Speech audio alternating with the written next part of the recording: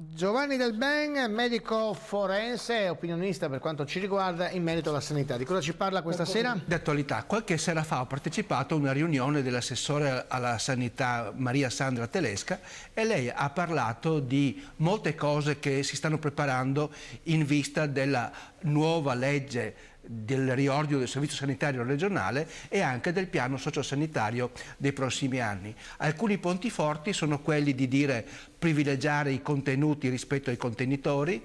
Ovviamente si dovrà fare con meno risorse perché la Regione ha meno entrate e quindi fare uno sforzo importante perché si faccia ciò che serve e anche con una capacità di evitare inefficienze o sprechi. Ovviamente un buon passaggio per la riduzione di doppioni e anche per superare i campanilismi. Una buona sanità dovrebbe essere quella che saprà integrare senza privilegi o pregiudizi ospedale e territorio e nella quale alcune parole importanti come cronicità, prevenzione, riabilitazione devono avere rilievo nel piano sanitario e sociosanitario. Nell'uditorio però in modo aspettato si è alzata una domanda: quando è che si potranno ridurre i tempi di attesa che magari col ticket sono lunghi e il libro professione sono brevi? L'assessore ha detto che su questo tema dovranno avere un ruolo importante i medici di medicina generale anche per dare maggior appropriatezza alle richieste di visite o di altri esami.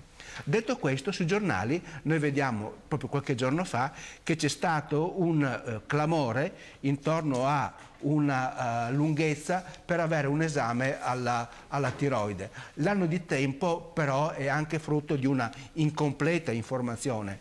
È vero che le agende di Pordenone sono chiuse, però ci possono anche avere altre risposte. Infatti, e ho provato giusto per vedere com'è, a Pordenone, in libera professione ovviamente, almeno in 2 posti si possono avere le visite specialistiche per la tiroide in meno di 15 giorni e ovviamente in caso di necessità c'è sempre qualche specialista che può affrontare il problema anche se non è un endocrinologo.